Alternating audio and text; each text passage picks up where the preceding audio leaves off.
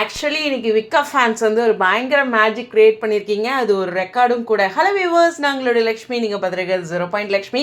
இந்த வீடியோவில் நிறைய விஷயங்கள் இருக்குது. வீடியோ கடைசி வரைக்கும் பாருங்கள். அது டிஆர்பி ரிலேட்டடாக அப்படின்ட்டு. ஃபஸ்ட்டு நம்ம பிரவீன் பெனட் சார் ரொம்ப நாள் கழிச்சு அவரோட ஸ்டோரியில் எம்என் ரிலேட்டடாக, அதுவும் விக்கா ரிலேட்டடாக இருக்குது. ஸோ ட்ரெண்டிங்கில் நம்பர் 1 இருக்குது அப்படின்ட்டு.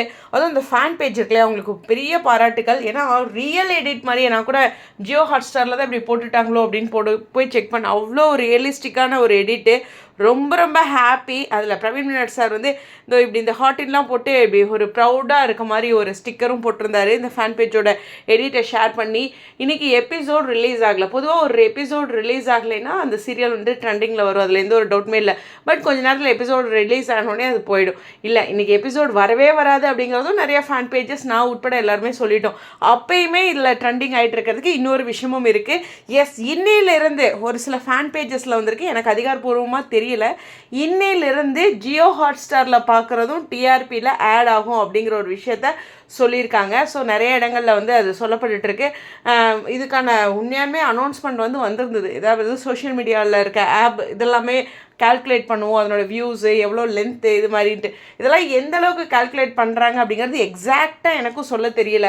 பட் இருந்தாலும் இது செப்டம்பர்லேருந்து அப்படின்னு நான் கேள்விப்பட்டேன். பட் ஆனால் இன்றைக்கி ஃபேன் பேஜஸ்ல எல்லாம் ஷேர் ஆகிட்டு இருக்க விஷயம் இன்னையிலேருந்து அப்படிங்கிற மாதிரி சொல்லியிருக்காங்க. ஸோ இது வந்து எம்என்க்கு ஒரு மிகப்பெரிய பலமாக இருக்கும் அப்படிங்கிறதான், குறிப்பாகவே விஜய் டிவிக்கு ஒரு பெரிய பலமாக இருக்கும் இந்த நியூ டிஆர்பி ரூல்ஸ் அப்படிங்கிறது. ஏன்னா மற்ற சேனல்ஸை விட ஹாட்ஸ்டாரோடைய பவர் என்னங்கிறது எல்லாத்துக்குமே தெரிஞ்ச விஷயந்தான். ஸோ இந்த ஒரு மேஜிக்காக ஃபேன்ஸ் வந்து விடாமல் பழைய சீரியல்ஸ்லாம் பார்க்க ஆரம்பிச்சிட்டாங்க. அப்படிங்கிறனால தான் அந்த ஜியோ ஹாட்ஸ்டாரில் ஒரு நம்பர் 1 பொசிஷனில் இருக்காங்க.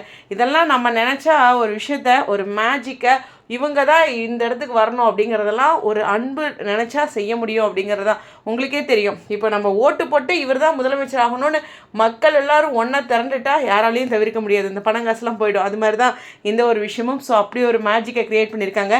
ஓல்டு எபிசோட்ஸ்லாம் எல்லோரும் போய் பார்க்க ஆரம்பிச்சிட்டாங்க. ஏன்னா அது வந்து பூஸ்டப் ஆகும் அப்படிங்கிற மாதிரி. அதுவும் குறிப்பாக லாஸ்ட் எபிசோட்ஸ் அதெல்லாம் நிறைய பேர் பார்த்து தான் எங்கிட்டையுமே சொல்லியிருந்தாங்க. ஸோ ஜியோ ஹாட்ஸ்டாரும் அந்த கால்குலேஷன் அப்படிங்கிறது எந்த அளவுக்கு இந்த மே 1ஆம் தேதியிலேருந்துன்னு சொல்லியிருக்காங்க இல்லையா, இது எந்த அளவுக்கு அப்படிங்கிறது வர டிஆர்பிக்கு அடுத்த டிஆர்பிலாம் நமக்கு தெரிஞ்சிடும். ஓகேவா, இந்த டிஆர்பி வருது இல்லையா, வர வியாழக்கிழமை போய் அடுத்த வியாழக்கிழமை நமக்கு இது எந்த அளவுக்கு அப்படிங்கிறது தெரிஞ்சிடும். இருந்தாலும் விட்டு கொடுக்காம உங்களோட அன்பை காட்டுங்க. அதே சமயம் அங்கே விக்காக்கே குறிப்பாக சில கேட்டகரிக்கு எல்லாத்துக்குமே வந்து நீங்கள் ஓட்டு போடுங்க. சிட்ஸால் அதையும் இந்த இடத்துல சொல்லிக்கிறேன்.